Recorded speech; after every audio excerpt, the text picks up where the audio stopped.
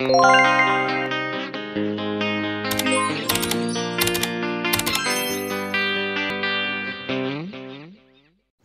guys, welcome back to my YouTube channel.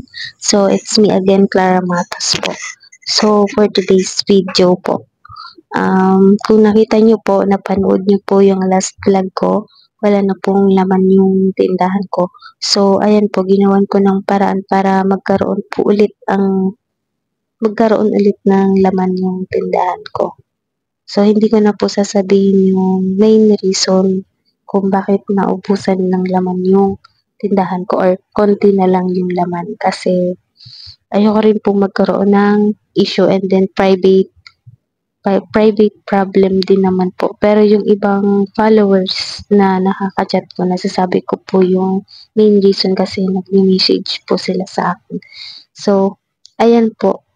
Pagka dating ko, dinisplay ko na din po yung mga grocery ko para po sa tindahan. So, gabi na po dyan. So, ayun dyan, makikita nyo na marami din naman po akong nabili na para po sa tindahan. So, ayan na po lahat. So, meron na pong laman ulit yung tindahan ko. So, ayan. So, by the way, hindi ko po sasabihin kung ano po yung paraan kung saan po ako kumuha ng ulit na panglagay po sa tindahan ko. Kasi baka mabash niyo pa ako. So, ayan po, kinaumagahan dyan. Pinuksan ko na po agad yung tindahan. 5 a.m. pa lang po dyan. Dito po kasi pag 5 a.m. maliwanag na. Sa iba po kasi lugar pag 5 a.m. madilim-dilim pa. So, baka may magsabi po na ibang mga viewers or subscriber na makadisgrasya po yung pag-o-open ko ng tindahan.